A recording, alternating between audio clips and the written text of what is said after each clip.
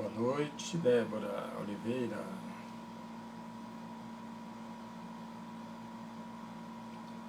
A Mariam, boa noite.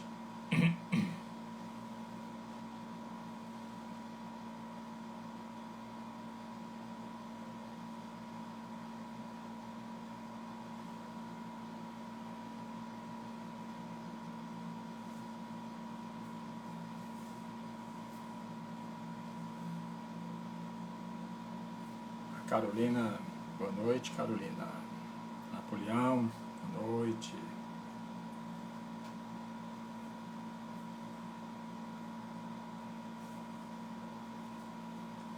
Sérgio Angelini, boa noite.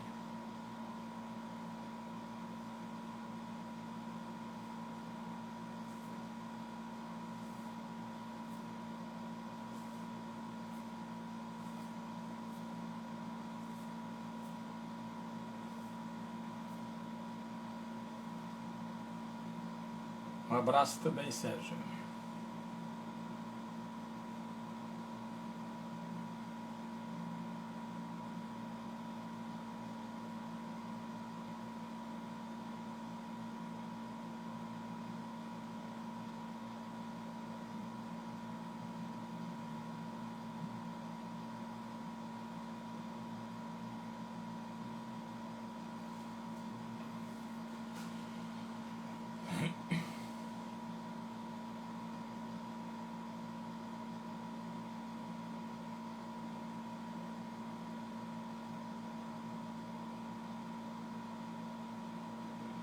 Joyce Torre, boa noite também, Joyce.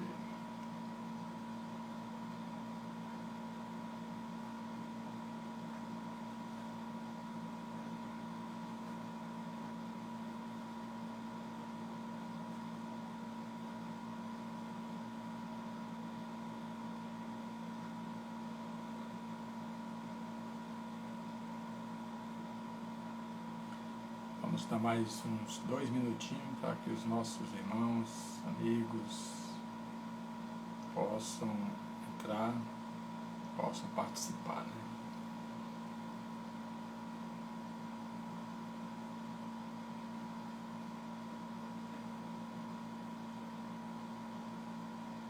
Boa noite, Juliana Queiroz.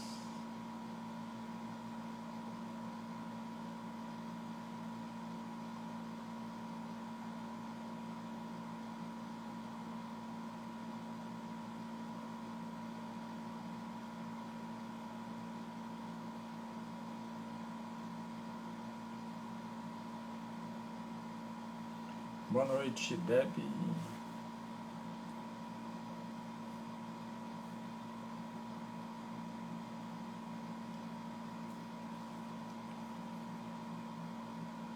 Bom, está na hora da gente começar, né? Então, todos os domingos, né, nós fazemos essa live, que é o estudo, a interpretação do Evangelho, versículo por versículo. E o tema de hoje é a cura da filha de Jairo. Jairo era o intendente de Herodes, para vocês verem, né? Ele foi pedir a Jesus Cristo pela sua filha.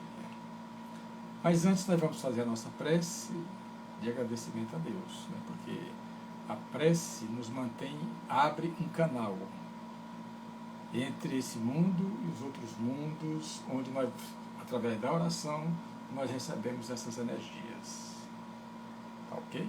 Por isso que nós precisamos estar em oração, assim como Jesus Cristo, né? A gente vê no Evangelho que muitas vezes ele subiu para o Monte das Oliveiras para fazer as suas orações, conversar com Deus. Agora, saber o que ele conversava com Deus, aí é que ninguém sabe, né? Não é isso?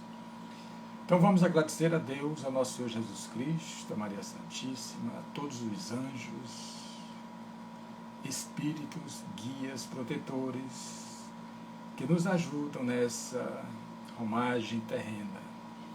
Pedimos, Senhor, pelos desesperados, por aqueles que choram, por aqueles que sofrem, por aqueles que estão nos leitos hospitalares, por aqueles que estão retornando à pátria espiritual, como aqueles que estão aqui na lida terrena. Então, que todos nós, Senhor, confiante na sua misericórdia e no seu amor, de que nada vai nos faltar para continuarmos nessa jornada, para nos fazer felizes. Então, que Deus nos abençoe a todos. Graças a Deus.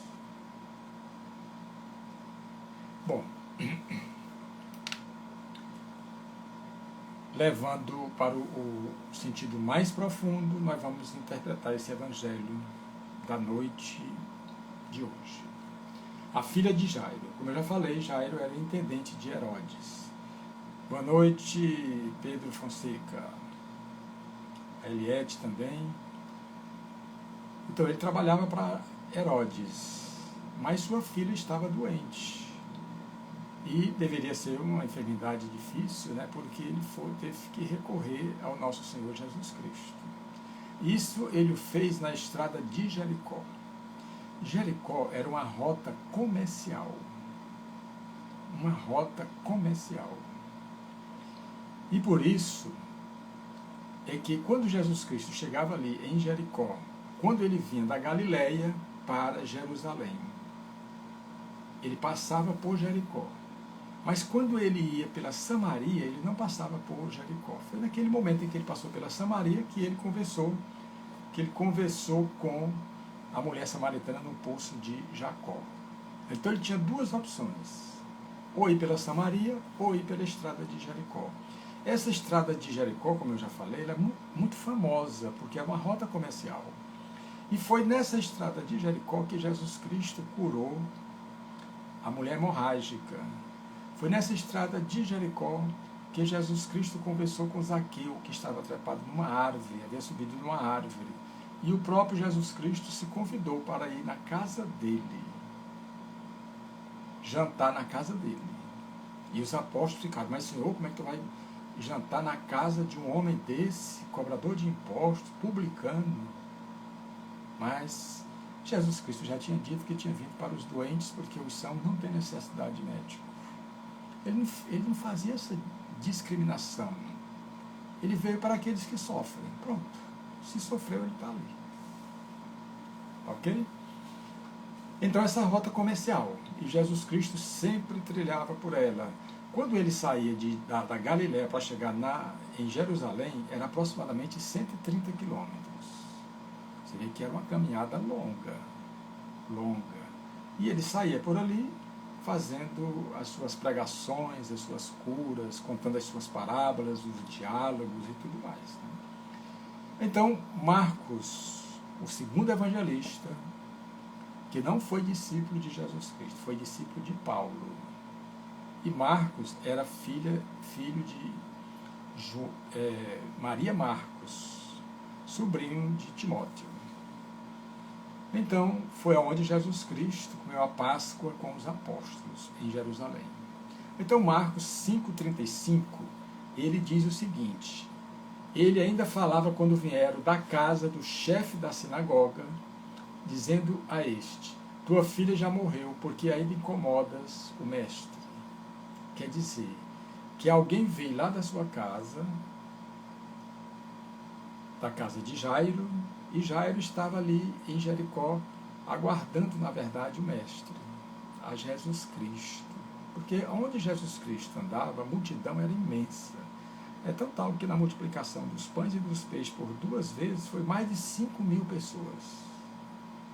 Então, ele mesmo disse aqui, Marcos, né, ele ainda falava quando vieram da sua casa o chefe da sinagoga, dizendo a este: tua filha já morreu, porque ainda incomodas o mestre. Então ele chegava: olha, não adianta mais, tua filha já morreu, então não incomoda mais a nosso Senhor Jesus Cristo. João, complementando esse versículo, ele diz, João 10:10, eu vim para os que têm vida, a tenham em abundância. João 10:10. Então, aqueles que acreditar realmente, acreditar na proposta de nosso Senhor Jesus Cristo, com certeza ele vai ter todos os recursos. Boa noite, Márcia Borba. Então, nós vamos ter todos os recursos para lutarmos pela nossa felicidade, pela nossa paz. Então, Jesus Cristo veio acrescentar na nossa vida, se nós caminharmos com Ele, Ele veio acrescentar a alegria, a paz, a felicidade, a harmonia. Mas é preciso caminhar com Ele, já que Ele disse que é o caminho, a verdade e a vida, e ninguém vai ao Pai se não for por Ele. Então, isso quer dizer que não tem outra, vamos assim dizer, outra vertente. Ou se caminha com Ele, ou não se caminha.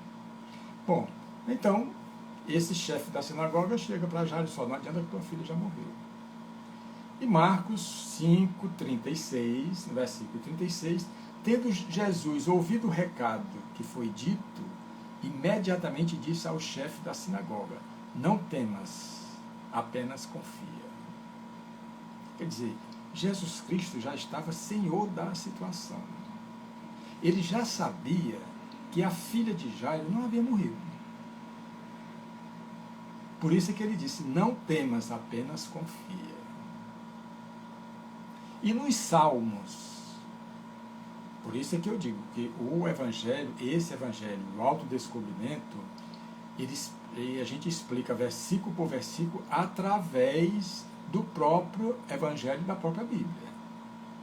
Então, nos Salmos 125, 1, ele diz simplesmente, reforçando o ensinamento: os que confiam no Senhor serão como o monte de Sião, que era chamado também Jerusalém, que era conhecido também como o monte de Sião, que não se abala, mas permanece para sempre. Aquele que confia em Deus, em nosso Senhor Jesus Cristo, não se deixa abater, não se deixa abalar pelas dificuldades, pelos problemas que ele passa na vida. É preciso ter fé, é preciso acreditar, é preciso ter confiança. Foi o que Jesus Cristo disse: se tu tiver fé pelo menos tamanho do grão de mostarda, tu vai transportar todos os montes. Eu digo sempre que os montes não são físicos, os montes são morais. Esses montes é que nos atrapalham, é que estão nos retardando nós chegarmos nessas moradas eternas e abençoadas. Que montes morais são esses? Orgulho, egoísmo, ódio, vaidade, vingança. Isso só tem nos atrapalhado. Então nós precisamos nos libertar disso. Não temas, apenas confia. Né? Então nos Salmos, o salmista, né, falou. E Paulo, 2 Coríntios 10:7, o ex-doutor da lei, exalta a confiança que devemos ter em Jesus Cristo. Olhai para as coisas segundo a aparência. Se alguém confia de si mesmo que é de Cristo, pense outra vez isto consigo, que assim como ele é de Cristo, também nós de Cristo somos. Mas para estar com Cristo, é preciso estar na sua frequência, na sua sintonia. E para que nós estejamos nessa frequência, nessa sintonia, é necessário que nós vivenciemos os ensinamentos que nosso Senhor Jesus Cristo nos deixou. Não há outra forma de nós entrarmos na frequência do Mestre e na sintonia do Mestre, que não for pelo caminho e pelos ensinamentos que Ele nos deixou. E isso vai acontecer, mas cedo ou mais tarde esses ensinamentos, essa caminhada não tem jeito. Não tem jeito. Lembremos o que Jesus Cristo disse: das ovelhas que o Pai me confiou, nenhuma se perderá. Então, hoje, amanhã ou depois, nós vamos caminhar com o Mestre. E seria muito melhor se fosse hoje ou agora. Né? Então, vamos ver aqui. Marcos continua no versículo 37. E não permitiu isso depois que o mensageiro, né, o chefe da sinagoga, chegou para Jairo, dizendo para que ele não importunasse o Mestre. Jesus chegou quando ele disse: apenas confia. Então ele saiu com Jairo para a sua casa. Ele saiu com Jairo para a sua casa. E lógico que a multidão também foi. e não permitiu que ninguém o acompanhasse, senão Pedro, Tiago e João. Quer dizer que nesse caso nem a multidão não foi, somente Pedro, Tiago e João.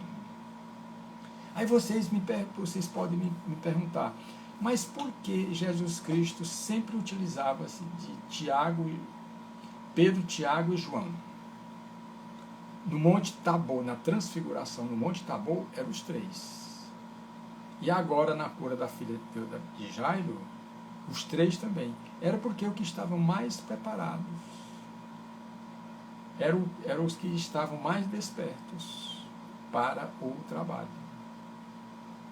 Então, ele não permitiu mais, somente os três. Ele saiu do lugar onde ele estava e foi lá para a casa de Jairo. Então, nesse caso aqui, como eu já falei do Monte Tabor, né? E quando ele se transfigurou diante de Moisés e de Elias. Moisés e Elias. Então, Jesus Cristo, na transfiguração, ele estava do lado de dois mortos, ou tidos mortos, Moisés e Elias. Elias, nesse caso, já tinha reencarnado como João Batista. Então os dois conversavam com nosso Senhor Jesus Cristo no Monte Tabor, sob a presença desses três apóstolos que seguiram com Jesus Cristo para a casa de Jairo. Bom, agora é Mateus 9, 23. Quando Jesus chegou à casa do chefe da sinagoga, ao ver os tocadores de flauta e a multidão em alvoroço, disse: era comum na época, quando alguém morria, desencarnava, os tocadores de flauta, que eram pessoas profissionais, chegavam lá e começavam a tocar, enquanto o povo ficava ali a entrar e sair. Então era um costume da época, esses tocadores de flauta ficar à porta. Bom, então se os tocadores de flauta estavam ali, eles tinham sido pagos, né? E aquela multidão, ou eles mesmos, que o chefe da sinagoga, né, com certeza já tinha ouvido falar que Jesus Cristo havia chamado Lázaro depois de 4 dias que havia sido sepultado. Está no Evangelho. Né? 4 dias. Jesus Cristo chamou e disse: Lázaro, vem para fora. E Lázaro veio, ouviu a voz de Jesus Cristo. Certo? Isso quer dizer que Lázaro não havia desencarnado.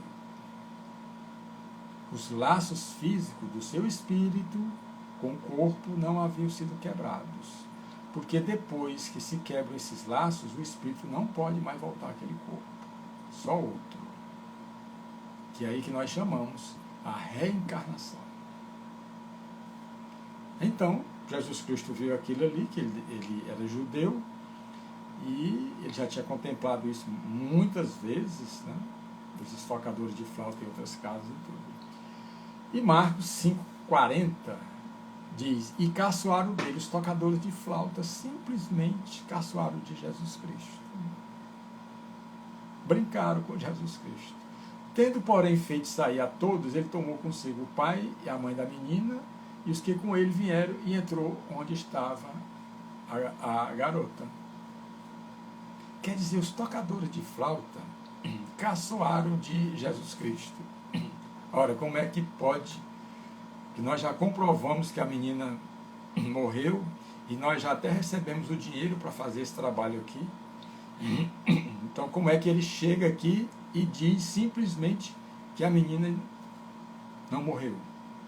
Então, eles caçoaram dele, de Jesus Cristo. Porque o que Jesus Cristo fazia não era comum. Não era comum de forma alguma. Então, como é que ele chega e chama Lázaro depois de 4 dias que havia sido sepultado? Como é que ele chega e chama o filho da viúva de Naim? Quando ele se depara ali em Naim, que ficava na Galileia, aquele cortejo fúnebre, e o filho da viúva estava dentro do caixão, vamos assim dizer. E Jesus Cristo chega, toca no esquife, e manda que o menino se levantasse. E o menino ouviu a voz e se levantou. Ou então não foi só esse caso. Existe esse caso do filho da viúva de Naim e o mais conhecido, que é justamente quando Jesus Cristo chamou Lázaro do sepulcro.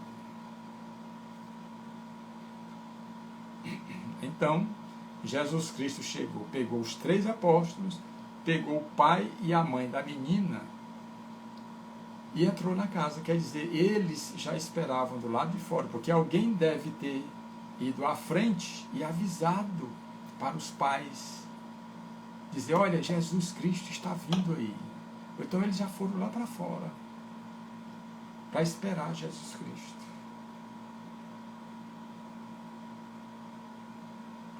Bom, então depois, e tomando pela mão, disse. Então quando ele chegou, Jesus Cristo com os 3 apóstolos e os pais, ele olhou tudo ali na casa e viu a menina deitada. Ele viu a menina deitada. Com certeza, ele olhou para os pais, né, e notou aquele olhar de súplica dos pais, pedindo a Jesus Cristo que devolvesse a vida à sua filha, que deve ter comovido muito, muito, muito a ele. Muito, muito a ele. Então, Jesus Cristo se aproximando da menina, já dentro da casa, os tocadores de flauta lá fora, com os 3 apóstolos, ele tomando-a pela mão disse, menina, eu te digo, levanta-te. Eu te digo, levanta-te. Quer dizer, Jesus Cristo tinha certeza de que o espírito da menina estava ligado ao corpo.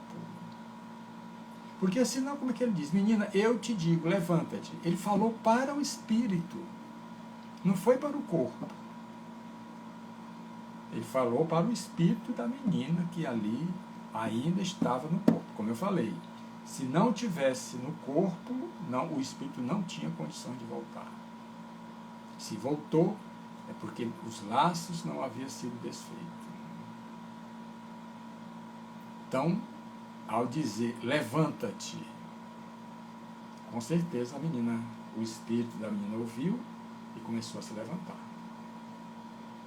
Mas Paulo, 2 Coríntios 4,14, escreve assim, complementando esse versículo, pois sabemos que aquele que ressuscitou o Senhor Jesus ressuscitará também a nós com Jesus e nos colocará ao lado dele, juntamente convosco.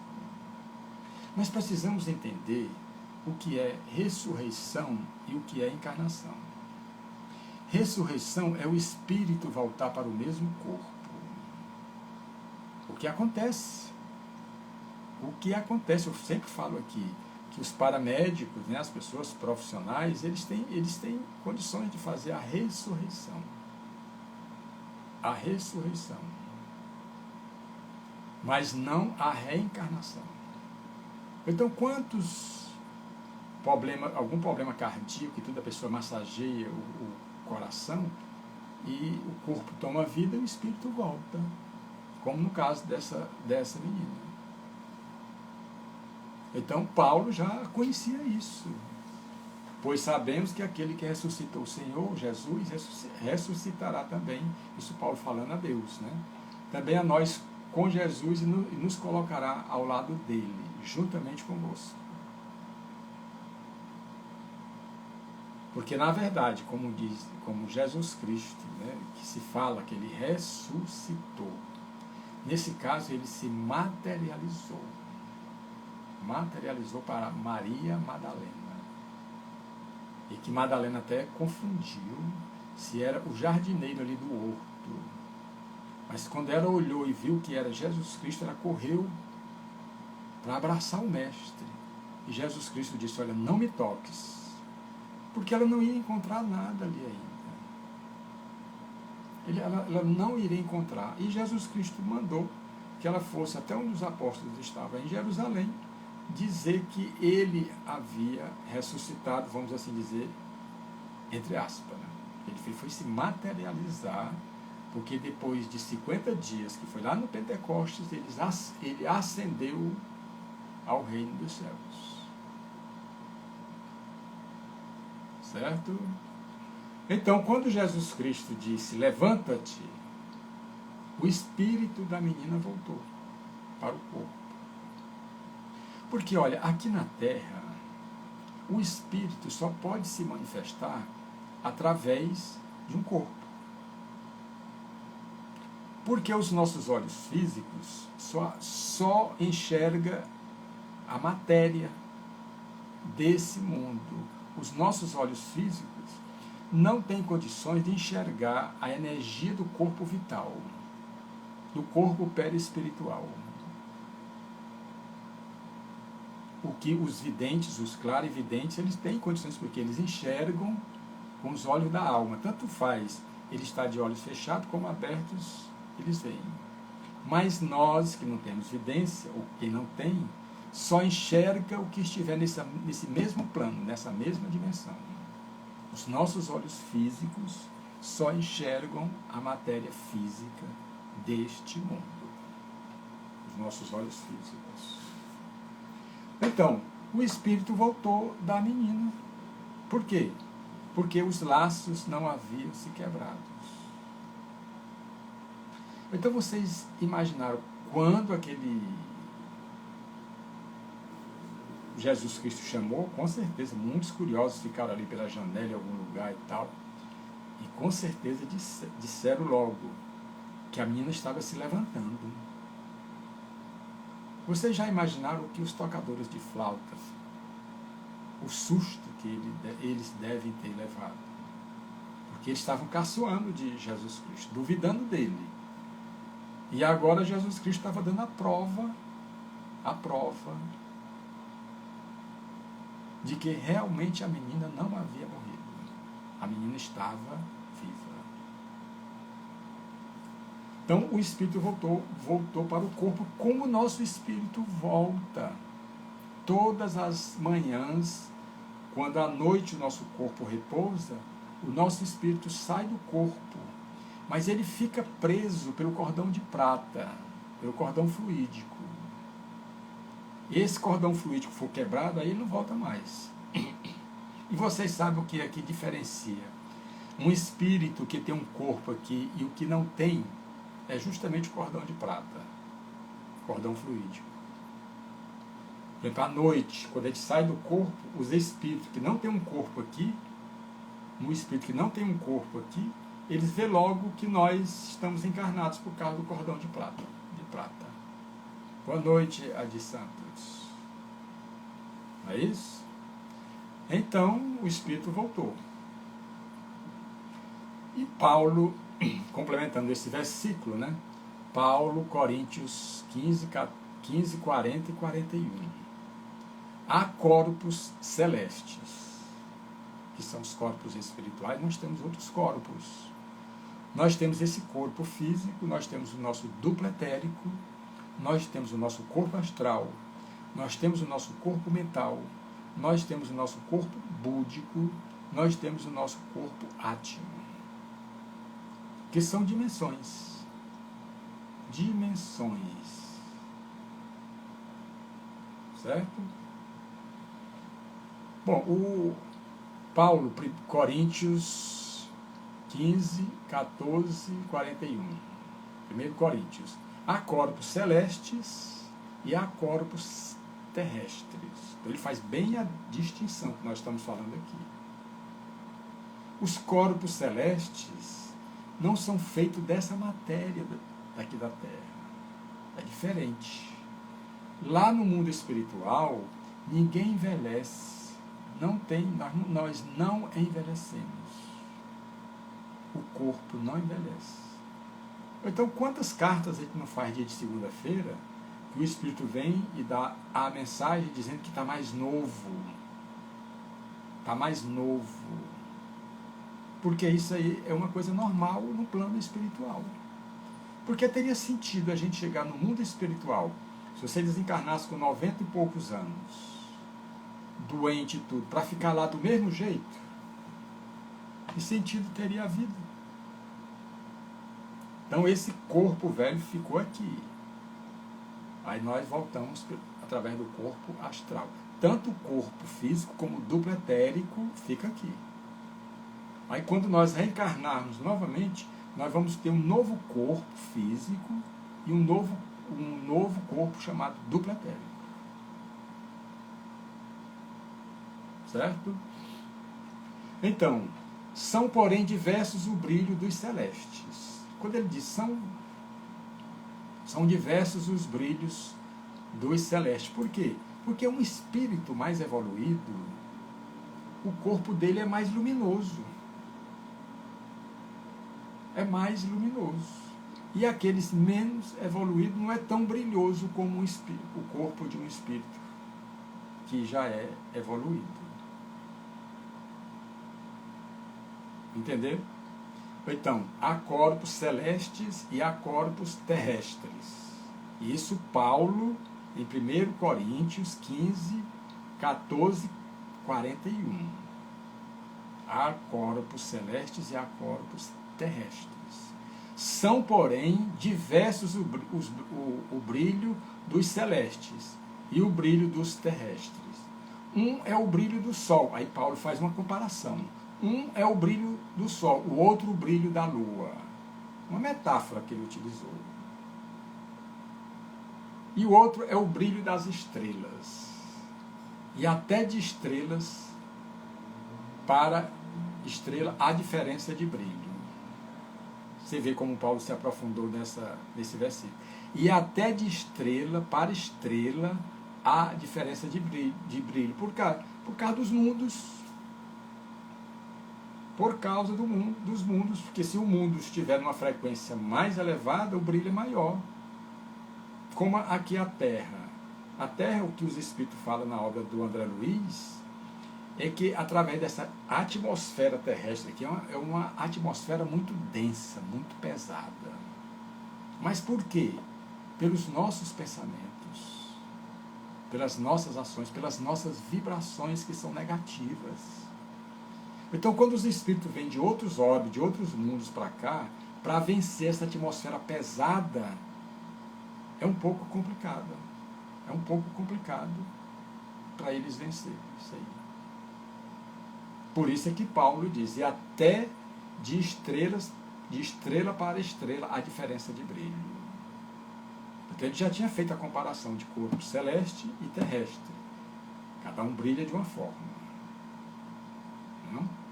Então, como Paulo, lúcido, ele faz uma colocação dessa nesse versículo, falando dos corpos. Dos corpos. Então, muito importante a contribuição de Paulo de Tarso. Que para mim, o 13º apóstolo foi o que mais sacrifício fez. Eu acho que Madalena também fez muito, mas ele realmente fez muitos sacrifícios, porque ele era um homem rico, ele era um doutor da lei, discípulo de Gamaliel. Quer dizer, para ele deixar todo o prestígio dele, deixar toda a riqueza dele, para ser humilhado, para receber pedradas, para ser açoitado, somente realmente Paulo de Tarso. E outros, né? E outros. Porque é o testemunho maior, no meu modo de ver, pela situação, pelo posto que ele ocupava. Ele encontrou Jesus Cristo na estrada de Damasco, o Cristo que a gente precisa ver, e disse logo, o que é que tu queres que eu faça? E mais importante nessa passagem, quando Jesus Cristo chamou Paulo, ele não foi querer saber do seu passado, não foi querer saber do que ele fez no passado, que ele já tinha mandado matar cristãos, apedrejar cristãos e tudo mais. Então, para nós também, ele não vai perguntar o que nós fizemos.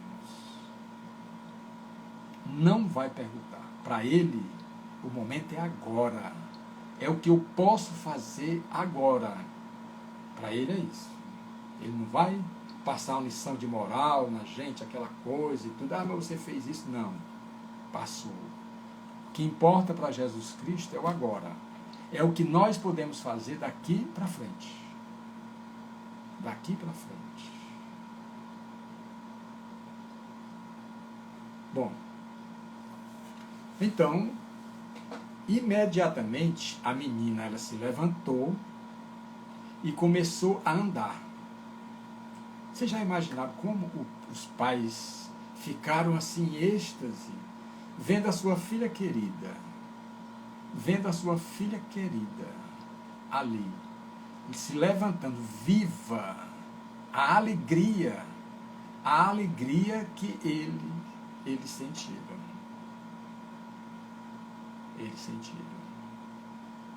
Por isso que é bom que nós acreditemos. É por isso que nós devemos aumentar a nossa fé. Então, João, para complementar esse versículo 11:25 diz: Eu sou a ressurreição e a vida. Quem crê em mim, ainda que esteja morto, viverá. No sentido mais profundo, morto para as coisas espirituais e bem vivo para as coisas materiais. O que Jesus Cristo quis dizer foi isso. Porque tem gente, muitos aqui na Terra, que estão totalmente mortos para as coisas espirituais. Só acredita naquilo que toca, que vê, como São Tomé. Mas nós precisamos acreditar nas coisas espirituais. Porque desse mundo nós não vamos levar nada. Um abraço, Jonas. Muita paz, meu irmão. Estamos na luta, né? Tá tranquilo, viu? Viu? Então, quando ele diz: Eu sou a ressurreição e a vida, aquele que crê em mim, mesmo morrendo, viverá. Então, não é pelo que eu fiz, mas é pelo que eu posso fazer agora. Todos nós erramos.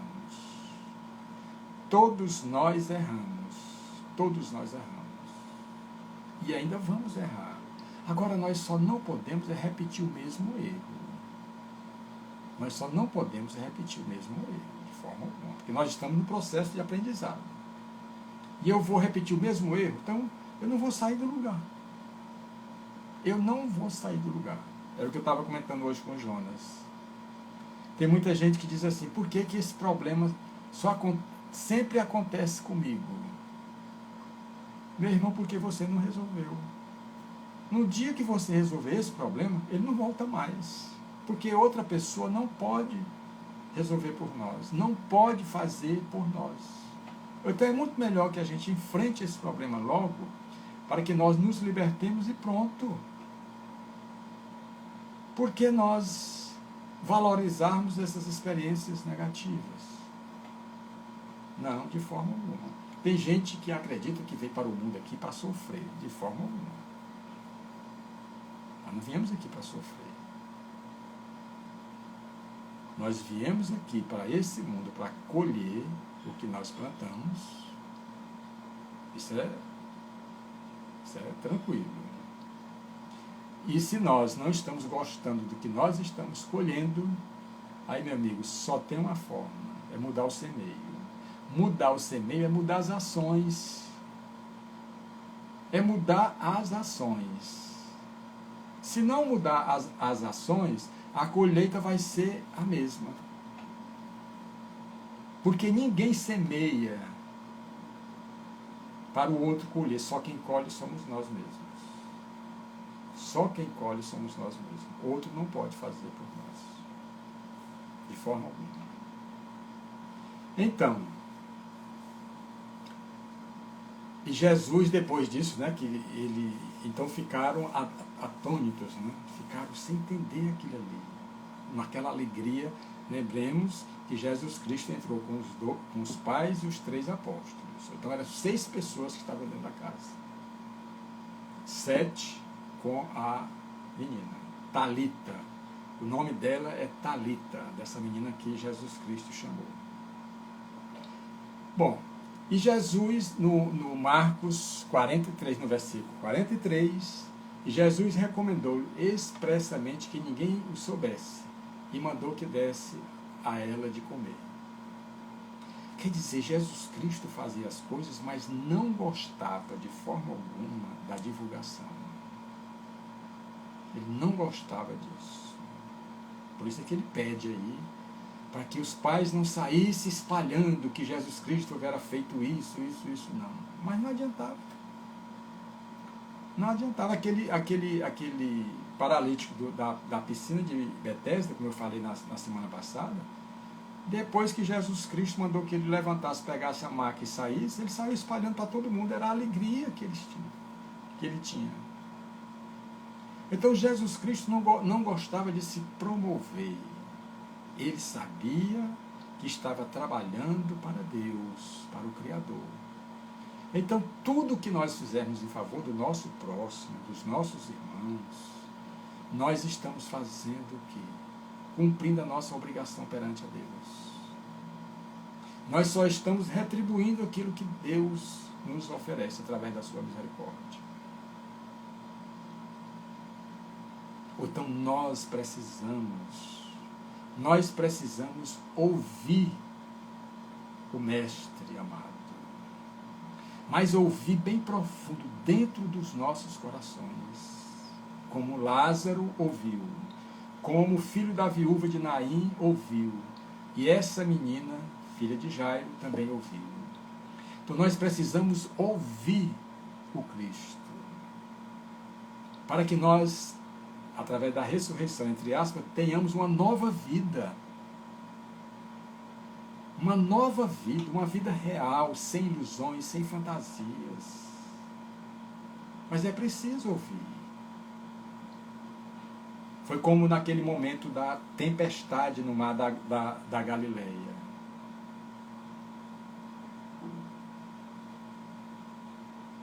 A menina, nesse caso, estava nela, né?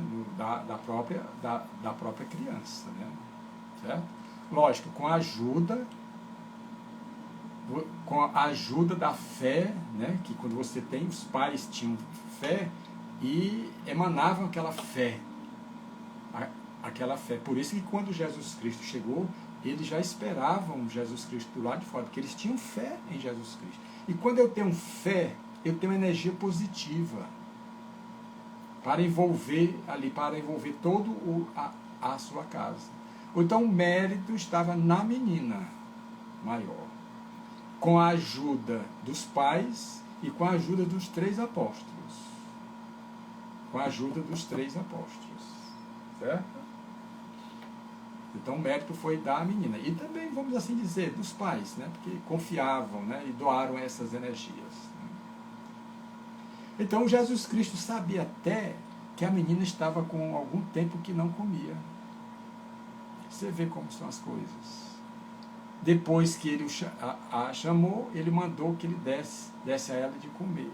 Quer dizer, alimentar o corpo, já que Jesus Cristo tinha trazido o seu espírito de volta, preso pelo cordão de prata, pelo cordão fluídico. E Marcos relatou essa passagem, esse versículo, o próprio Marcos 9:30, ele complementa dizendo: e tendo partido dali, caminharam para a Galileia, e não queria que alguém o soubesse.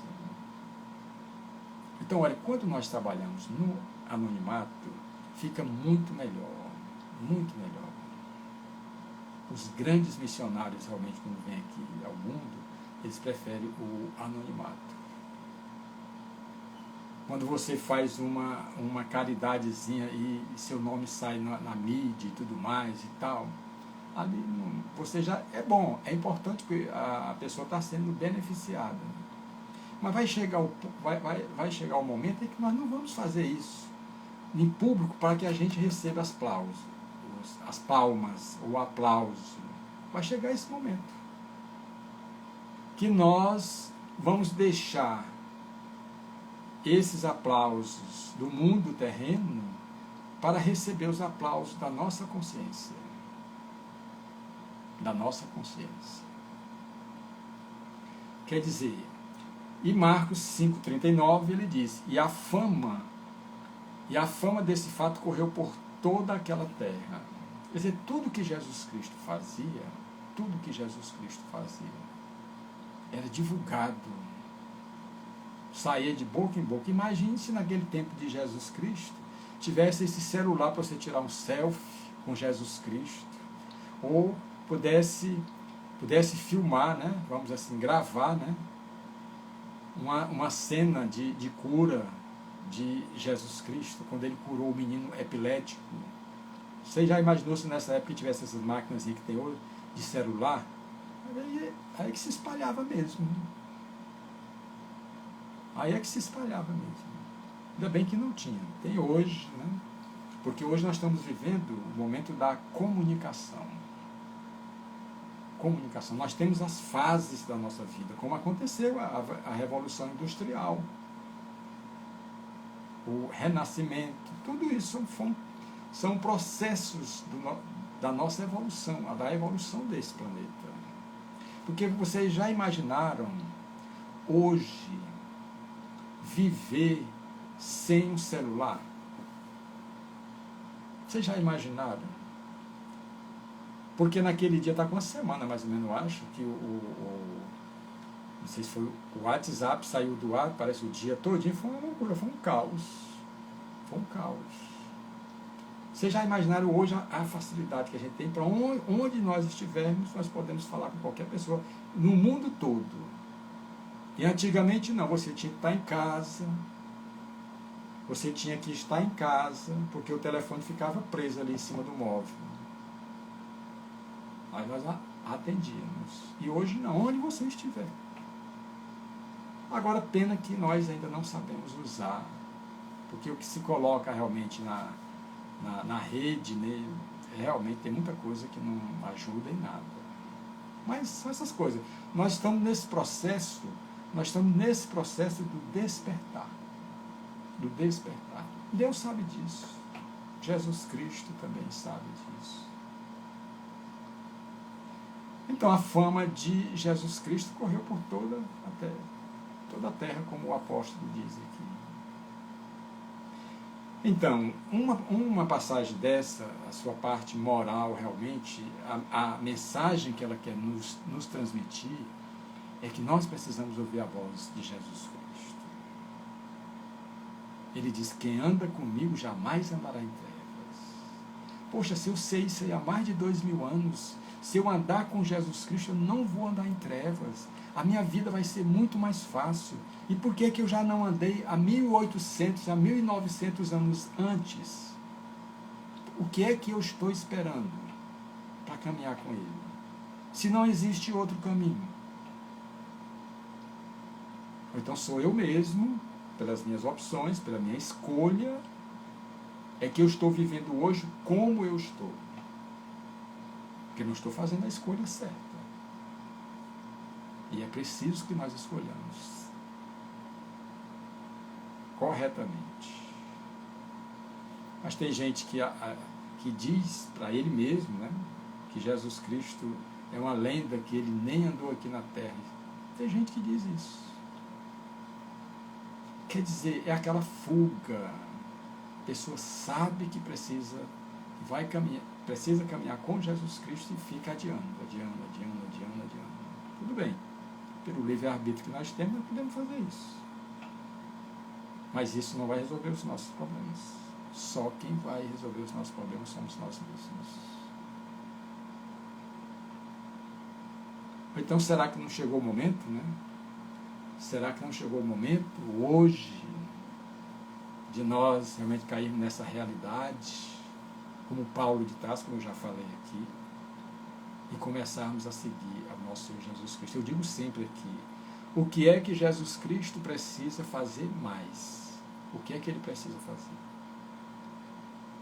Porque ele foi açoitado pela guarda pretoriana ali, e Pôncio Pilatos mandou, foi pregado a uma cruz, deixou parábolas, diálogos, curas. O que é que ele precisa fazer mais para nos convencer da necessidade que nós temos de caminhar com Ele, de ouvir a sua voz como a Talita, essa menina que foi curada, ouviu. Então, é o momento que nós precisamos estar atentos e procurarmos realmente a melhor maneira de se viver. E qual é a melhor maneira de se viver? Com Jesus Cristo. Não tem outra, de forma alguma. Nós vamos caminhar com o nosso Senhor Jesus Cristo hoje, amanhã ou depois. Não tem jeito. E como eu digo aqui sempre, tomara que seja hoje. Jesus Cristo sendo nosso pastor, ele disse que o bom pastor dá a própria vida pelas suas ovelhas, deixa as 99 ovelhas e vai atrás daquela que se extraviou. Porque no final dos tempos haverá um só rebanho, um só pastor. Mas para isso é necessário que a gente ouça a voz do pastor. Quando ele diz: vinde a mim todos vós que estáis cansados, oprimidos, enfermos, desesperados, que eu vos aliviarei. Tomai sobre vós o meu jugo, que é leve e meu fardo é suave, sabei que sou manso e humilde de coração. Aí encontrarei repouso para as vossas almas aflitas e angustiadas. Eu sou o pão da vida. Aquele que come do meu pão jamais terá fome, aquele que beber da minha água jamais terá sede, e aquele que caminhar comigo jamais andará em trevas. Eu sou a ressurreição e a vida. Aquele que crê em mim, mesmo morrendo, viverá. Pedi e obtereis. Buscai e achareis. Batei e se-vos-á. Todo aquele que pede, ele recebe. Todo aquele que busca, ele encontra. Todo aquele que bate à porta de Deus, a porta se abre. Eu sou o caminho, a verdade e a vida. Ninguém vai ao Pai que não seja pelas pegadas luminosas do meigo Rabi da Galileia. Está aí, meu irmão. É o Mestre amado, fazendo tudo por nós. Só não pode violar o nosso livre-arbítrio, respeitando o nosso livre-arbítrio. A Mariela pergunta: e como mostrar luz a uma mãe que acabou de perder seu filho? Bom, é lógico que os primeiros dias são mais difíceis, né? É explicar para ela se ela tem condições, porque não perdeu. Ela não perdeu o filho de forma alguma. Ela continua ligada pelos laços espirituais. Os laços físicos foram quebrados, mas os espirituais jamais são quebrados. Se ela entender isso, e que se ela realmente ficar naquele desespero, se ela está na sintonia com seu filho, ele vai sentir também o desespero da mãe. Agora a gente entende que os primeiros dias realmente são difíceis, mas a pessoa não pode deixar se arrastar por muito tempo isso aí. Por muito tempo. Porque vocês sabem que os filhos todos são de Deus. Os filhos verdadeiros, os filhos espirituais são de Deus. O que é que nós oferecemos aos nossos filhos? Que são um empréstimo de Deus. Só o corpo. É só o corpo físico. O corpo físico. Porque o espírito, nós não criamos o espírito dos nossos filhos.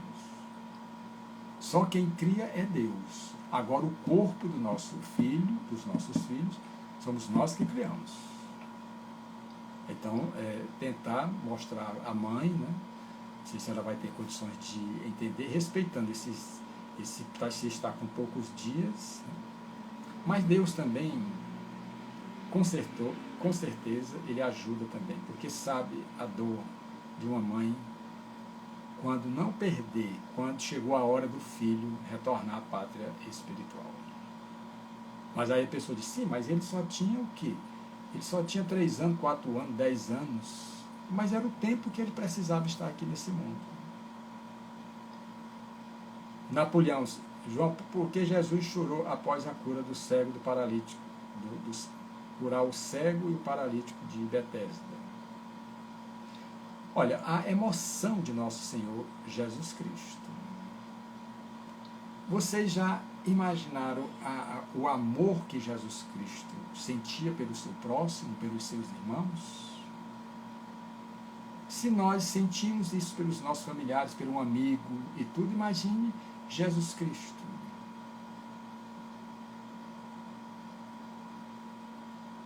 Imagine Jesus Cristo. Então, assim dizer, a evolução não nos torna assim pessoas insensíveis. Cada vez mais nós ficamos sensíveis à dor do próximo, à necessidade do próximo, da prática da caridade. É como Jesus Cristo, quando Maria e Marta chegaram perto dele, né? Ele se comoveu, ele foi às lágrimas, diante das duas irmãs, chorando ali pelo irmão que há 4 dias havia sido sepultado.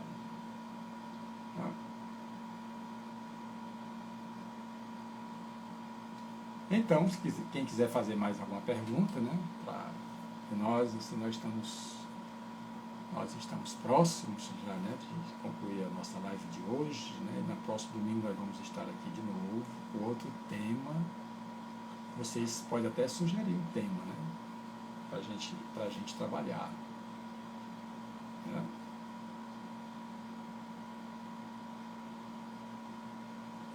A Joyce Torre coloca obrigado, mas é uma tarefa de cada um. Né? Eu que estudo o Evangelho, né, faz algum tempo, né, já escrevi 5 livros, né, sobre o Evangelho. Né? Para mim é um prazer, porque eu aprendo aqui, nesse momento eu estou aprendendo também. O aprendizado é constante de cada um de nós. Então, meus irmãos, já que ninguém quer mais fazer nenhuma colocação, nenhuma pergunta, então vamos confiar no nosso Mestre amado. Muitos sofrimentos da gente nós poderíamos ter evitado. Muitos dos nossos sofrimentos nós já poderíamos estar numa condição melhor, mas nós nos deixamos aprisionar muito fácil. Muito fácil. Nós criamos cárceres mentais muito fácil. Muito fácil. Nós criamos os cárceres mentais.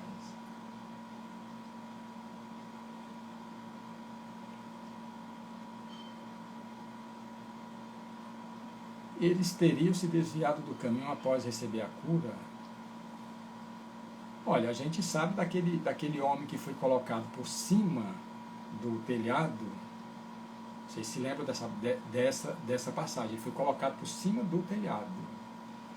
Conta a Amélia Rodrigues, né, psicografia do Chico, do Divaldo Pereira Franco, que depois que ele foi curado, Jesus Cristo os apóstolos encontram Jesus Cristo, ele estava triste. Mas, mestre, tu estás triste agora, mestre?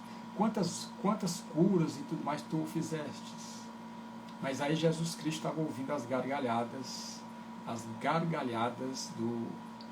desse homem que foi colocado por cima do telhado. Ele o curou, mas ele já estava novamente fazendo a mesma coisa, estava se endividando novamente. Entendeu? Eles teriam se desviado. Pois é, Napoleão, eu entendi dessa forma. Né? Vamos ver aqui o que a Mendes diz. Como mudar o semeio quando estamos colhendo algo que não nos agrada, mas sabemos que o estamos fazendo é o certo, já que é para o bem do próximo? Pois é, tudo aquilo que a gente fizer para o próximo, bem para o próximo, sem que a mão direita saiba o que dá a mão esquerda. Se você der com a mão e receber com a outra, já recebeu o pagamento. Então, como eu digo, nós estamos na colheita agora das vidas passadas.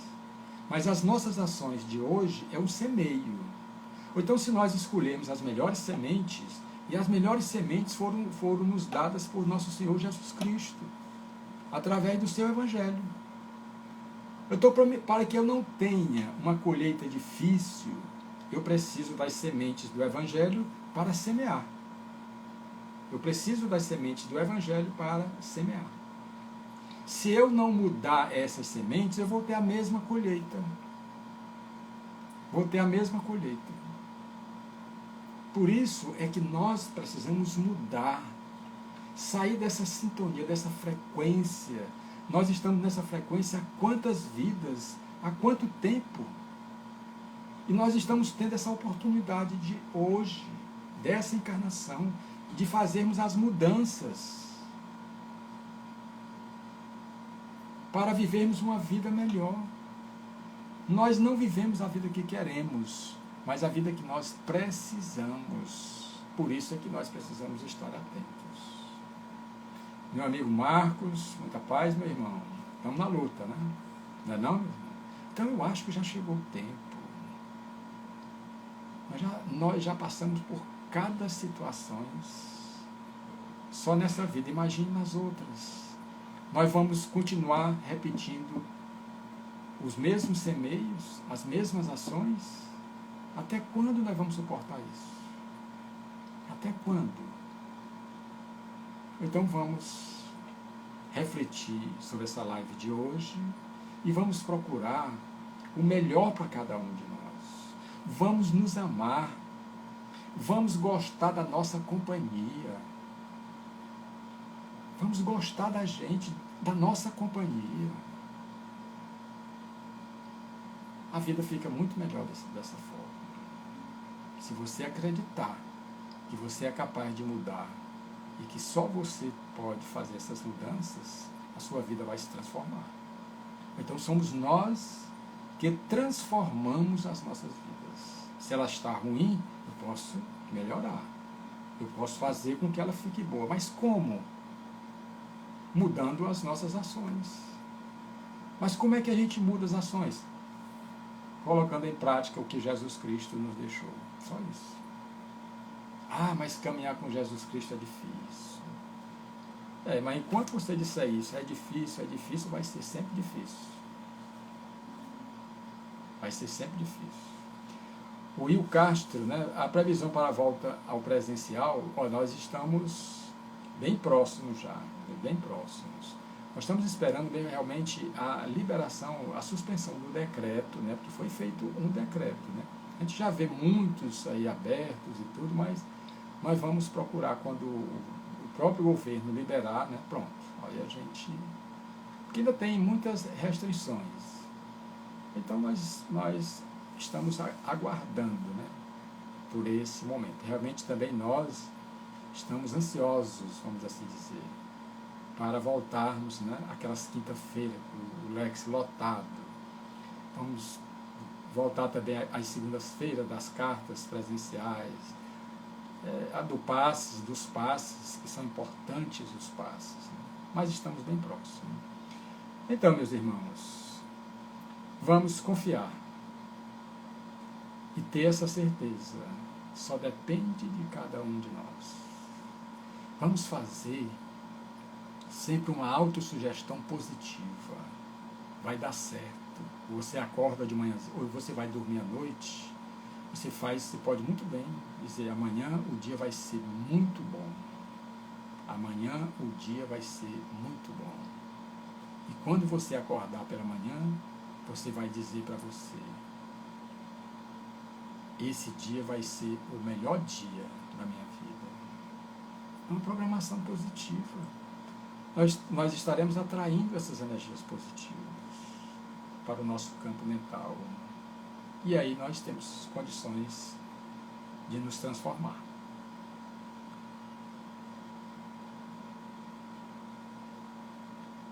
O de domingo, sim, agora de quinta-feira, porque eu vou estar no Lex, né?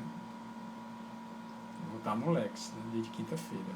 Aí eu vou, até quando voltar, eu vou ver se eu deixo até de fazer essa harmonização para mim começar a atender de 5h30 até 9h, 9h30, né? Tem muita gente procurando e tudo, né? E agora com essa captação psíquica, né, que a gente está fazendo, fica mais fácil ainda de nós ajudarmos aos nossos irmãos. Ok? Então nós já passamos até do horário, dizer que a conversa está boa, né? Certo? E eu fico alegre, feliz com isso aí. Né? Para nós estarmos aqui, por exemplo, até agora as pessoas estão, os nossos irmãos estão aqui atentos, né, pela quantidade aqui que a gente vê, né? Tá bom? Então vamos confiar, que isso depende de cada um de nós, agradecendo sempre a Deus pelas oportunidades que nós estamos tendo. Ok? Gratidão é que eu digo para você, Débora. Tá bom? Então, próximo domingo nós vamos estar aqui com certeza. Tem muita gente que chega e diz o seguinte: sim, mas no próximo domingo vai dar certo? Ah, se Deus quiser. Não, meu amigo. Não é se Deus quiser. Deus sempre quer o melhor para a gente. Porque se não der certo, é porque Deus não quis. Não, é um dizer que a gente tem, né? Como é que você vai amanhã? Ah, se Deus quiser. Quer dizer, você bota para Deus. Quem decide somos nós. Quem dá as oportunidades é Deus. Certo? Porque se Deus decidisse por nós, Ele estaria violando o nosso livre-arbítrio. Tá bom? Então, boa noite, gratidão, muita paz e até o próximo domingo. Com certeza nós vamos estar aqui. Gratidão a todos.